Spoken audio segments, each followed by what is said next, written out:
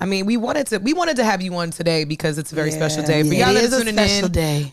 You know, we record on Mondays, but last night, for those of y'all listening, was the season 2 premiere of Black Market with Michael K. Williams. And as we know, our good brother was gone too soon. Yeah. Rest in peace. Rest in peace. And this was a passion project for him. Yeah.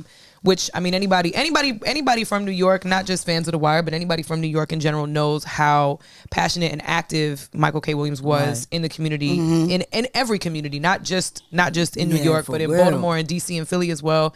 He's been very active with trying to tell stories around surviving and overcoming, right? Overcoming and thriving beyond just the poverty, the impoverished circumstances that so many Black and brown people are born into, right? Right. And I got a chance to watch the first episode, which was fire. Yeah. I loved the first episode. Yeah. And I loved it because, number one, I love that the streets trust Michael K. Williams with their stories, with their honesty, right? Yeah. And obviously everybody's faces are covered, pixelated, Right. And so everybody's identity are protected, Right.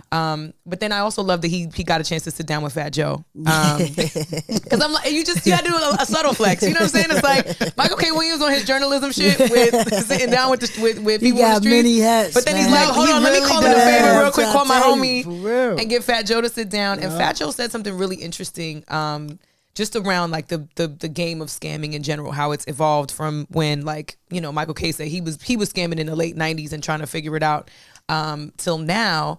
And Fat Joe said, it's really interesting how Black and brown people are not okay with they feel too good. Like, we all feel too good to do anything average and do anything that's regular. Like, we feel too good we feel like we too good for a regular job, because we can take something and make $40,000 a day, $50,000 a day. So why would we make lemon juice? Right. You know what I'm right. Add So some sugar that shit. well, and buy the fruit stand. You're not just For going to take real. the lemons that get handed to you. You're going to figure out how to finesse the fruit stand, 100%. or the farm. You know what I mean? And so I kind of wanted to get your take on that a little bit, because I think something that we gloss over oftentimes too is like understanding the pursuit of the dream. Nobody ever talks about what it was like to not really have much until they get to a place where they have everything. Right. Oh, that part. And so, like, a lot of the characters that we see that are typecast are always like the stereotypical Black characters, you know what I mean? Where it's like they didn't have a choice. And in a lot of these scenarios now, which I love too about this show, is that everybody has a choice, but this is something that they're actively choosing, because it's a skill. Yeah. It's a skill to be able to scam and do all that shit on the front. Like, it is. Like, and there's a team, like, they explain kind of like that's the not a ins and the low outs. skill thing. That's not, no, Eric Adams, stupid ass. That doesn't count as a low skilled worker, okay? Because a bitch still has trouble turning off and on notifications on this laptop, and so people is on here stealing identities and creating whole new ones in the metaverse. Like, wow. but yeah, you came into this project too, obviously, because you were really close friends with Michael K. Williams.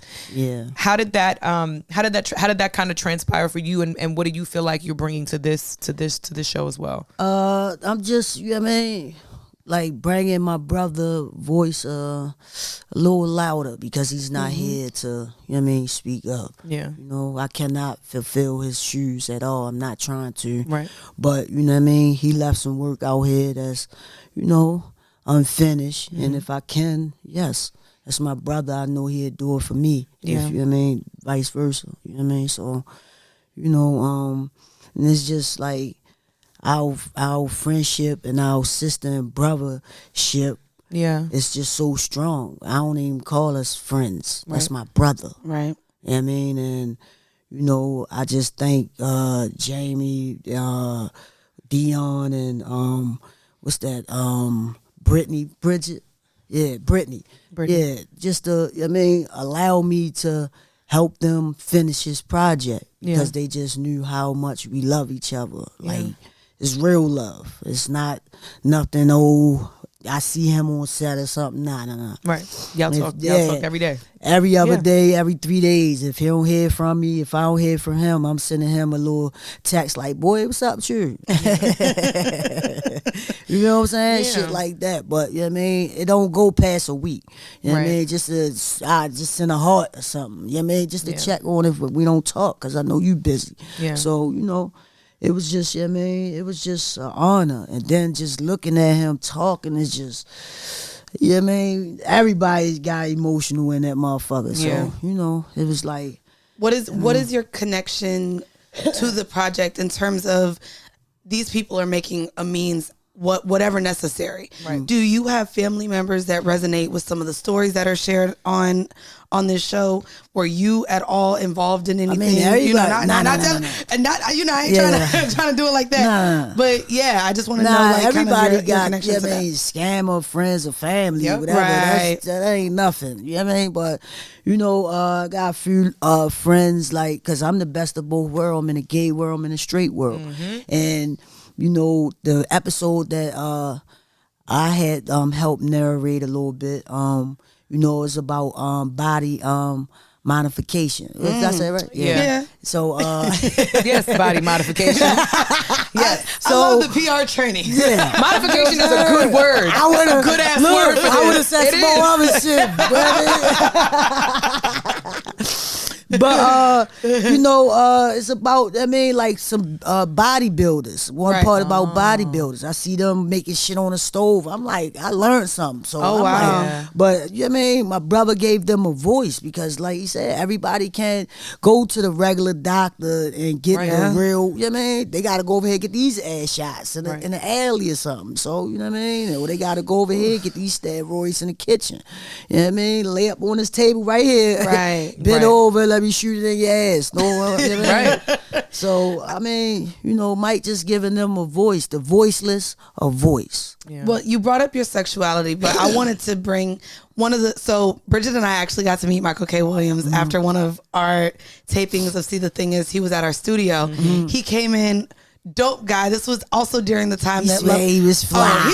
He's so cool, so nice. He got a presence though. But like, just a came real in. presence. Smile. Like we Yeah. had known him Smile, forever. period. Came in, That's us, just him. hugged on his way out. That's just him. And at the time, Lovecraft Country was on. Yeah. So I was like, I just have to tell you, I watch you every week. And we love you. This We is love you the so show this is the show that me and my man watch on Yeah. HBO every week Yeah. together. Aw. And so I was talking because it was really interesting that his character was very similar of who he played on The Wire Omar, in terms of, yeah. as Omar in terms of his sexuality and being on the DL or battling or not fully living in his truth in terms he of was living in his truth. You know, as Omar, but not on Lovecraft Country. Yeah. It was a little, and he had that tension with his son. But it's also that duality that exists too. It's the persona that you give into the streets and Yes. everybody else that doesn't know you personally and intimately, and then the life that you live privately, right? Yeah. He for sure was one of the first characters that I remember seeing, even bringing light to that type of lifestyle. And see, The Wire was just so raw. So raw. So You know what I mean? So raw. Yeah, And for sure. It was just, I mean, like, Yeah. things that you wouldn't see back then, you know what I mean? It was just unreal. Right. You know, so like they was just so raw. With everything now where they're kind of, I don't want to say pushing, but opening spaces for all of these different people to be represented in film, do you feel at all any pressure to showcase more of who you are on the screen? Kind of mirroring, like, are you asked for those type of roles more? Where you show up as yourself sexually or dating a woman on screen? Like, are you trying to find more of those roles yourself? Or are they hitting you up like, hey, we need a staunch lesbian. We need a staunch lesbian with a lovely raspy voice. Are you available? You know what I mean? I think we watch shows all the time, and it's like, okay, this is clearly the token gay guy, the token lesbian woman, token non-binary now. It's a lot of that going on. So do you feel like any of that stuff gets thrown your way? Nah. I mean, what? I just played a prostitute. You know what I mean? For Spike Lee. So I mean, there's a lot of roles. That, I know that's right. Yeah, man. I ain't feel comfortable because that's not what I do. That's not Right. who I am Right. personally. Right. But that's a role. It was a And character, my brother Mike. You know what I mean? One day he was like, "Man, listen."